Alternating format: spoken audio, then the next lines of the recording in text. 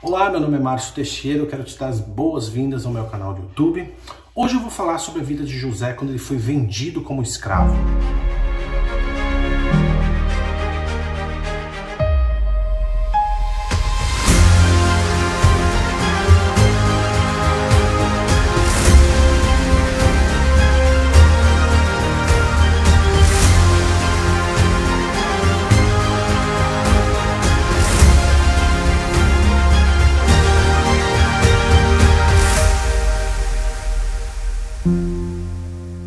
E antes de eu começar a falar sobre o tema de hoje, eu quero te convidar a se inscrever aqui no meu canal do YouTube, clicar no sininho de notificação para que você possa ser avisado toda vez que eu subo um vídeo novo. E eu tô aqui no meio do meu escritório que está sendo completamente reformado, tá uma bagunça total, todos os móveis foram tirados, botei aqui uns banquinhos aqui, tô improvisado, mas não sei, tem um negócio de gravar aqui que eu gosto, a minha caverna, vamos assim dizer. E se tratando do tema de hoje, é um tema muito especial para mim. Eu gosto demais dessa história e esse momento na vida de José é um momento muito crucial na história do Êxodo inteiro, né?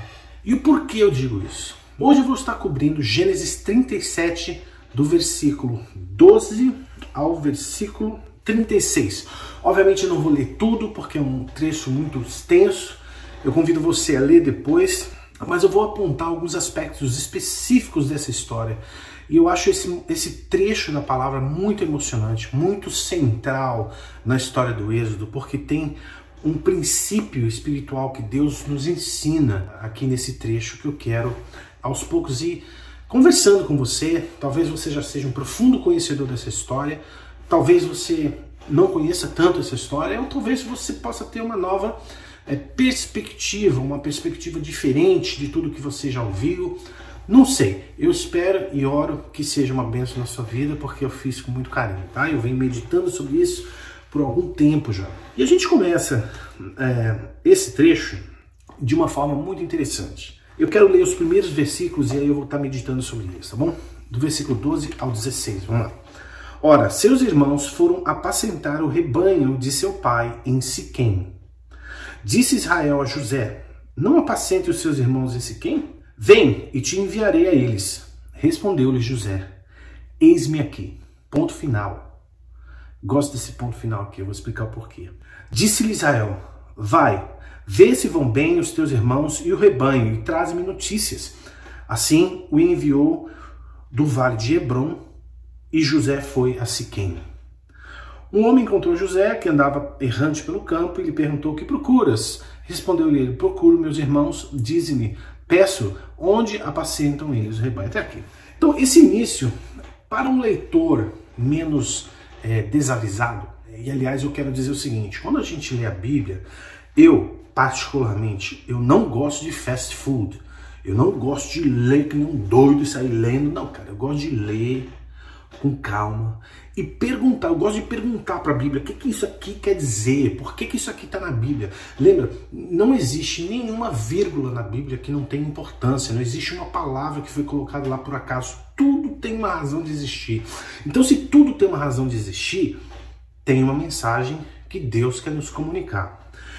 E uma coisa que é muito interessante na vida de José: José é um tipo da pessoa de Jesus. Existem várias coincidências, né? Vários momentos na trajetória de José, e nesse capítulo especificamente, que são extremamente semelhantes à vida de Jesus. Uma coisa que eu quero pontuar aqui, que é muito importante, é a obediência de José. Nós estamos falando de um adolescente de 17 anos. Nós estamos falando de um jovem que ouviu a voz do seu pai e ele não pensou duas vezes. Ele não pensou e não ponderou com o pai dele: pai, eu posso ir, mas me dá um tempinho que eu estou terminando de fazer umas coisas aqui. Pai, eu vou ver onde eles estão, mas deixa eu terminar o meu joguinho, deixa eu terminar de falar com o meu amigo, eu estou aqui na mídia social, pai, deixa eu terminar. Não. José ouviu a voz do seu pai e imediatamente foi ao chamado pelo qual o pai dele tinha chamado. Assim também foi Jesus. O interessante é que Jacó, na figura de pai, José na figura de filho, né? Deus Pai também enviou Jesus para buscar os seus irmãos, para se encontrar com seus irmãos, para ver onde eles estavam. É o mesmo paralelo, e Jesus não pensou duas vezes, ele foi. A Bíblia diz que Jesus se esvaziou de si mesmo, né? E tomando a forma de homem, ele veio e caminhou sobre essa terra e sentiu as mesmas coisas que nós, ele foi tentado nas mesmas coisas. E aqui eu acho interessante a figura de José vestido por aquela capa, assim como eu falei no vídeo anterior, que era um símbolo de realeza, era um símbolo de um filho especial para o seu pai. Jesus também era um filho unigênito de Deus Pai, que veio a esse mundo para nos resgatar. Mas aqui nós vemos um filho obedecendo ao seu pai. Me permita compartilhar com você um pequeno truque que eu aprendi lendo a Bíblia. Sempre que existem locais, sempre que existem cidades mencionadas, tem um significado, tem uma razão de existir. E aqui a gente pode extrair vários deles. Quando a palavra fala que ele o enviou do vale de Hebron até Siquém, em primeiro lugar, é preciso você abstrair o fato de um pai enviando o filho que ele mais ama, tá? Para uma cidade que está distante aproximadamente 80 quilômetros de distância. E é nesse momento que a gente vê o que eu chamo das entrelinhas da comunicação de Deus para a gente. É nesse momento que a gente vê um detalhe muito especial de Deus com José, que não está escrito, mas se você parar para pensar, você vai entender o que eu estou querendo dizer. Deus guardou José desde o momento em que ele saiu da casa do pai dele. E esse momento foi o momento que José viu seu pai pela última vez. E que o seu pai viu José pela última vez. Deus sabia desse fato.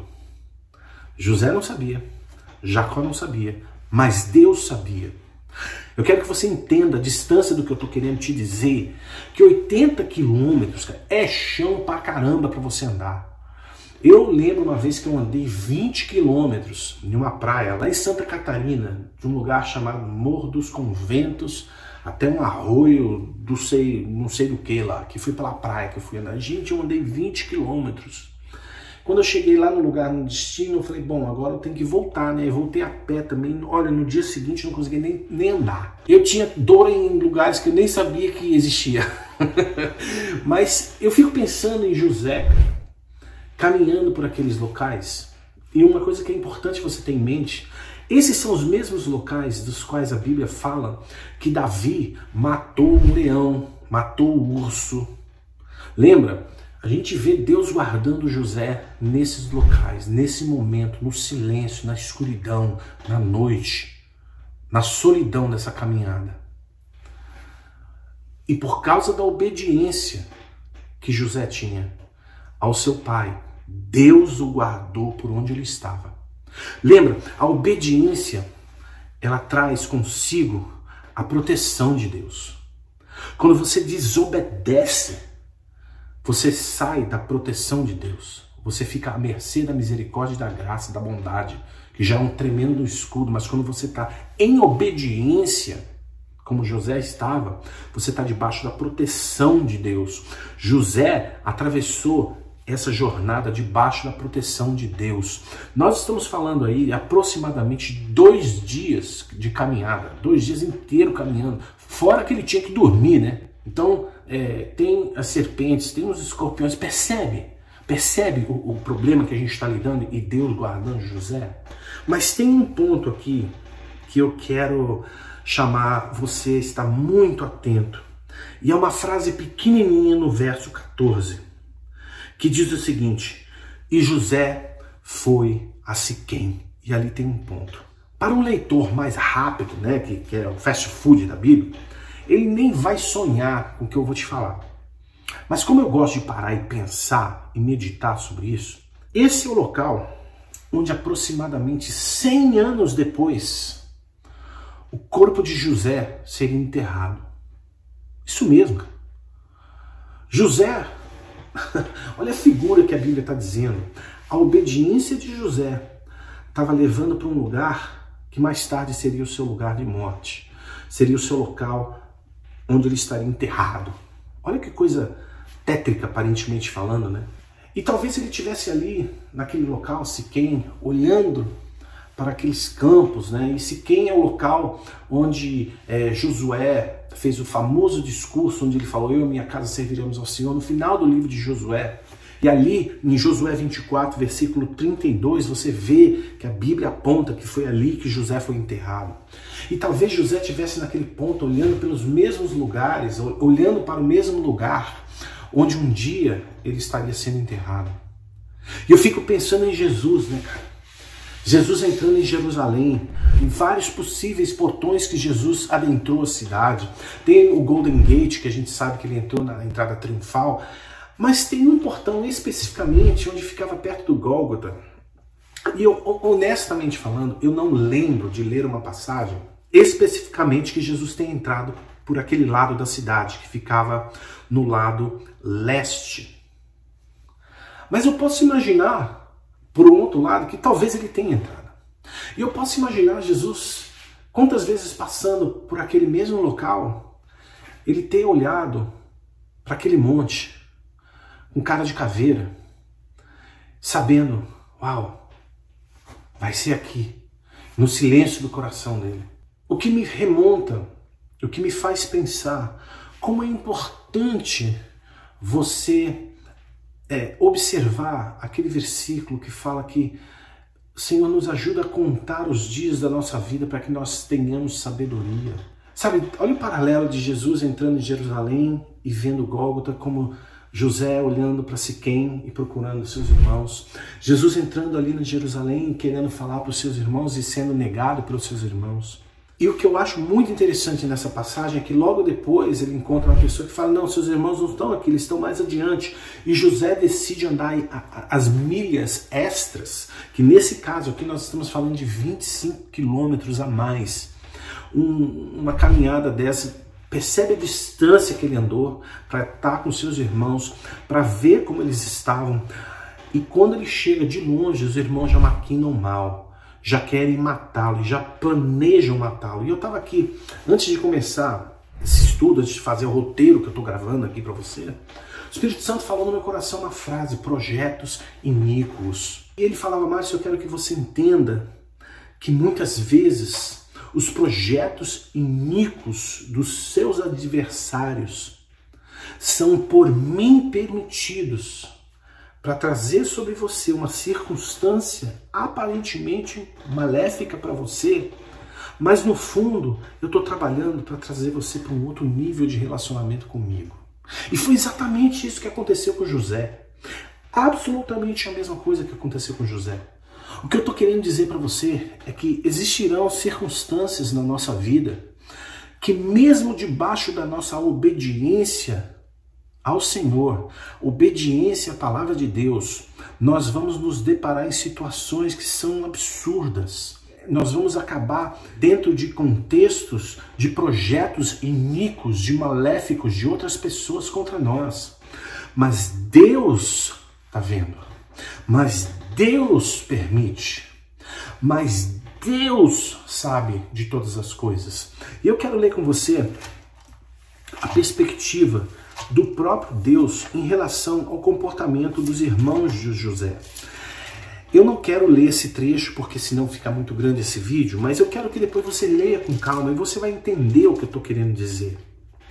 Se você observar que eles armaram uma cilada para matar José, você vai observar exatamente que nessa trama que os irmãos fizeram se resume absolutamente tudo que Deus odeia e detesta nos homens. Quer ver? Provérbios capítulo 6, versículo 16 diz o seguinte: há 6 coisas que o Senhor odeia, 7 que a sua alma abomina. Olhos altivos, os irmãos deles tinham isso. Língua mentirosa, eles eram mentirosos porque mentiram para o pai depois. Mãos que derramam sangue inocente. No coração deles, eles queriam matar José, que era um inocente. Coração que maquina projetos iníquos. Era o que eles estavam fazendo, projetando algo iníquo, malévolo, para destruir a vida do irmão. Pés que se apressam a correr para o mal. Não preciso nem falar, né? Testemunha falsa que profere mentiras. Eles mentiram para o Pai. E o pior, que Deus abomina, o que semeia contenda entre os irmãos. Eles viviam isso, essa era a perspectiva de Deus. Agora deixa eu te falar o seguinte, lembra disso. Se a tua obediência te levar para dentro de um contexto que é contra você, observa se esse contexto aqui tem alguma dessas 6, 7 características de Provérbios 6. Sabe por quê? Porque muito certamente Deus tem um plano para elevar você para um nível de relacionamento A, para um nível de relacionamento B mais elevado com o Senhor. Eu sei disso, eu vivi isso na minha vida. Projetos iníquos dos homens malévolos que querem me destruir, nada mais fizeram do que me elevar no meu relacionamento com o Senhor. Então não se sinta desencorajado ou desencorajada. Não se sinta esquecida pelo Senhor. Deus não esquece dos seus filhos. Deus não esquece do nosso sofrimento, mas Ele permite que nós passemos pela humilhação. Sabe por quê? Porque Ele quer nos ensinar a um outro nível de relacionamento mais profundo com o Senhor. Sabe, José, ele foi vendido por 20 ciclos de prata, diz a Bíblia. Esse é um valor que aproximadamente hoje seria $200. José foi vítima de tráfico humano. Olha que interessante o paralelo com Jesus. Da mesma forma que José foi vendido por 20 moedas, 20 ciclos de prata, Jesus também foi vendido por moedas de prata. Prata na Bíblia significa redenção. Então, muito embora, olha a dicotomia, né? Muito embora ele estivesse sendo vendido como um escravo, no fundo ele estava sendo entregue para ser o Redentor. Era o preço que mais tarde ele seria para se tornar o Redentor da nação de Israel. E eu acho lindo o paralelo que Jesus também, da mesma forma que José teve as suas vestes rasgadas, o seu manto rasgado pelos seus irmãos, Jesus também teve as suas vestes rasgadas pelos soldados romanos. Da mesma forma que depois de ser rasgado, ele foi jogado naquela cisterna, Jesus foi jogado para ser crucificado. Sabe, a cisterna representa a entrada para a escravidão no Egito. Mas a tumba, que era aquele buraco que Jesus foi jogado depois de morto, representa a saída eterna do Egito. Quando Jesus saiu daquela tumba, nós saímos juntos com ele. Essa é a beleza de você ler a Bíblia pensando sempre nos paralelos que ela nos apresenta. Quando José foi jogado naquela cisterna pelos seus irmãos, a Bíblia não diz quanto tempo ele ficou ali, muito embora subentende-se que ele ficou poucas horas ali. Mas eu posso imaginar o vazio e a sua solidão e a tristeza da sua alma. Sabe, José se cala. A última palavra de José nessa história, nesse momento aqui, nesse trecho, a última palavra que ele fala é: estou em busca dos meus irmãos. E ele se vê numa cisterna, calado, sozinho, com medo. Gente, meu amigo, minha amiga, eu estou falando de um jovem de 17 anos. Um jovem de 17 anos não tem o seu cérebro completamente formado ainda. O cérebro ainda está sendo formado. E eu posso imaginar os sussurros do diabo no ouvido dele. Tá vendo? Foi obedecer teu pai? Olha onde levou a tua obediência. E sabe, muitas vezes a nossa obediência ao Senhor nos leva às cisternas da vida. As cisternas são os buracos das circunstâncias onde você olha para todo lado e não tem saída, cara. Quantas vezes eu entrei em buraco onde eu falei: Cara, não tem saída e o único lugar que eu tenho é olhar para cima e clamar para que Deus me tire daquele local. Era a única coisa que José poderia fazer. Sabe, era o grito de uma alma silenciosa que talvez José estivesse ali, né, vivendo. E tem alguns versículos que eu acho simplesmente maravilhosos. No versículo 25 diz que quando se assentaram para comer, levantaram os olhos e viram uma caravana de ismaelitas vinha de Gileade. Nos seus camelos traziam especiarias, bálsamo e mirra que levavam para o Egito. Então Judá disse a seus irmãos: que proveitos teremos de matar, etc, etc. Gileade era um lugar onde havia um bálsamo de cura. E esses viajantes estavam vindo trazendo especiarias. Mirra foi um dos componentes que foram trazidos a Jesus quando ele nasceu. Da mesma maneira, Deus está nos mostrando a cura do Senhor vindo em direção a José, mesmo naquelas circunstâncias. Uma representação, uma metáfora, quase que uma profecia de cura para aquele jovem que estava jogado dentro da cisterna. E detalhe, ele não podia ver. Ele não podia ver porque ele estava dentro do buraco. Mas aquela caravana se aproximava dele. Muitas vezes nós estamos nessas situações de, sabe, não sabemos para onde ir, mas Deus sabe. Deus sempre traz uma rota de escape para os seus filhos. Principalmente aqueles que andam na obediência do Senhor. Veja, todo esse trecho na história de José começou com uma frase minúscula de obediência que disse: eis-me aqui. Qual tem sido a tua resposta para o Senhor? Qual tem sido a tua resposta para a vontade do Senhor para a tua vida? Tem sido a mesma que José? Tem sido a obediência? Ou tem sido a demora a obedecer? Porque demorar em obedecer também é sinônimo de desobediência. Então os irmãos fazem aquele plano grotesco de matar um animal e botar ali o sangue sobre a veste para levar para o pai, para dizer que armaram uma mentira. É assim que o diabo faz. O diabo é um mentiroso. Ele acha que as pessoas vão cair na conversa de que um sacrifício de um animal. O diabo é o pai da mentira.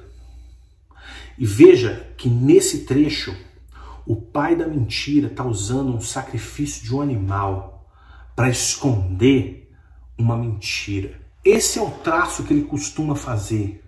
Sacrifícios de animais em religiões, ok? Que não tem nada a ver com a palavra do Senhor, para esconder uma mentira. Porque ele é o pai da mentira.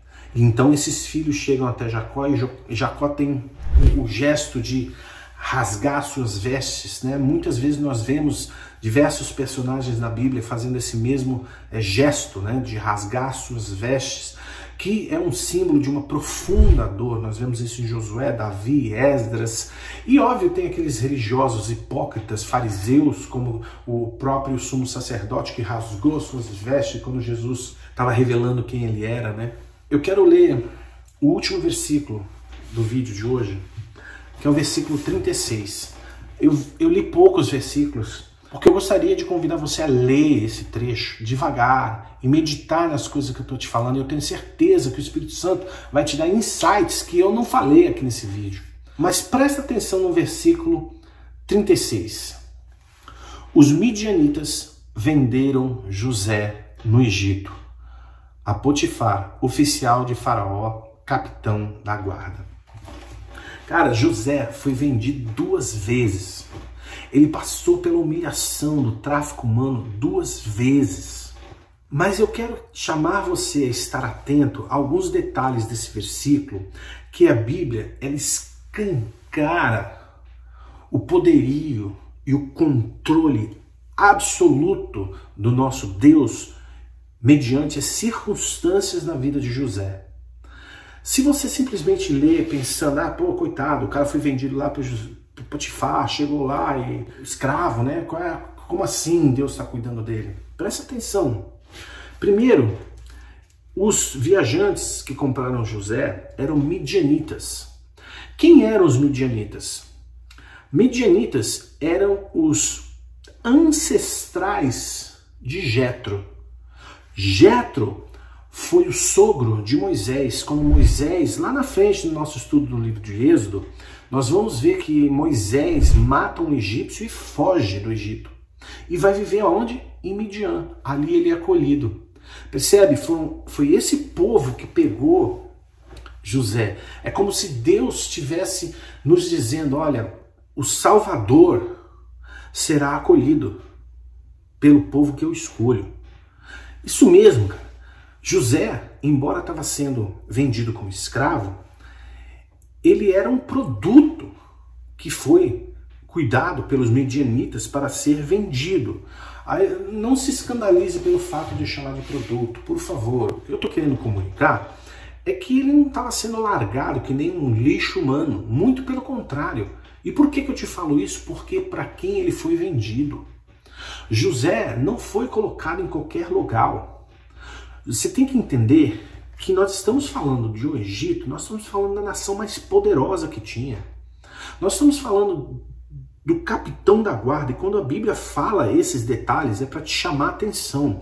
O capitão da guarda significa o general, o cara mais importante que cuidava do palácio, que cuidava da corte de Faraó, que era o homem de confiança, o braço direito de Faraó, que cuidava da segurança do próprio rei. Tá entendendo quem é o cara? E aqui a gente vê o zelo do Senhor dentro do planejamento que ele tinha para a vida de José. Então, obviamente, a gente está falando de um contexto da vida de José em específico, mas a gente está falando de um contexto muito macro, muito maior, que Deus está arquitetando. Por quê? E por que eu falo isso? Porque da obediência de José viria o Messias. Nota que o DNA do livro do Êxodo está baseado em redenção, está baseado na pessoa de Cristo desde o início. Nós estamos falando de um jovem sendo levado para o Egito. Da mesma maneira, Jesus veio ao Egito, que é um mundo, que é onde nós vivemos, um mundo que jaz o maligno. O embrião do livro do Êxodo tem o DNA de Cristo, embutido na pessoa de José. Então, não começar o estudo do livro do Êxodo sobre esse prisma era um erro. Por isso que eu quero atentamente estudar a história de José para te dar a profundidade que é o Êxodo. E quando a gente pensa em tudo que José passaria dali para frente, ele estava só começando. Ele entrou no Egito com 17 anos, um jovem escravizado, né? Mas ele estava no quartel general do segundo homem do Egito. Ele estava dentro da casa do homem de confiança de Faraó. Deus não colocou ele em qualquer lugar. Deus sabia exatamente o ponto aonde ele colocaria José. Agora, muito importante, o caráter de José naquele local onde Deus o colocou diz tudo se o sucesso do plano de Deus vai dar certo ou vai dar errado.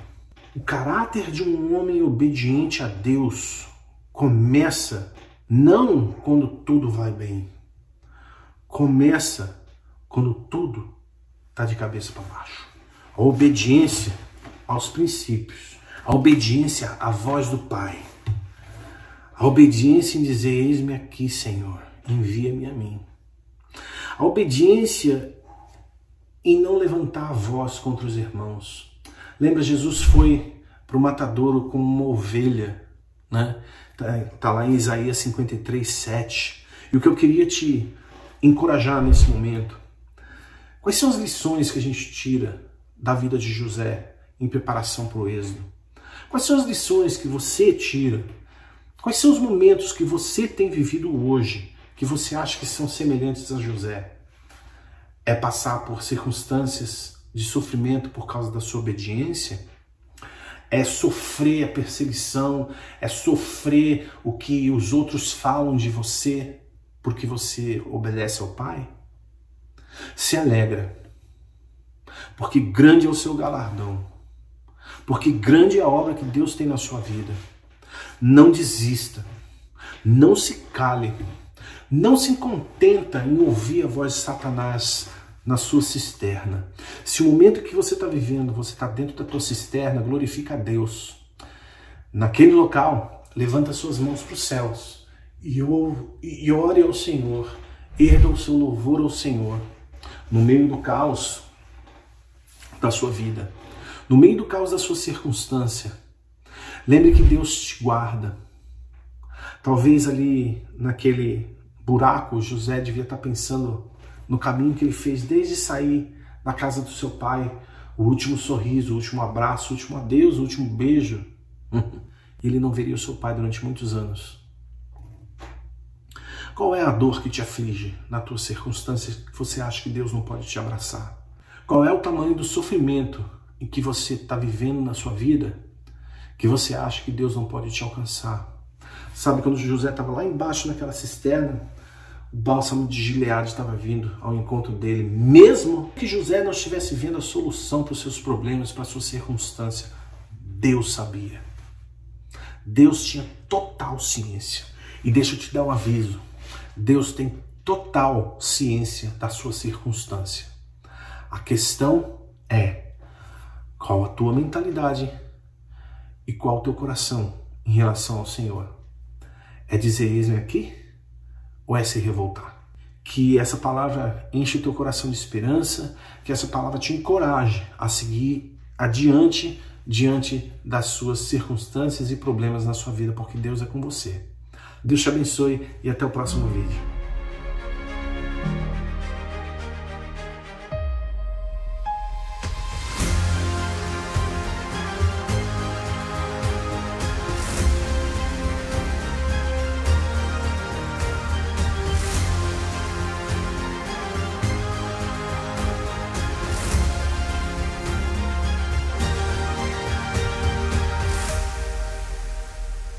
Thank you.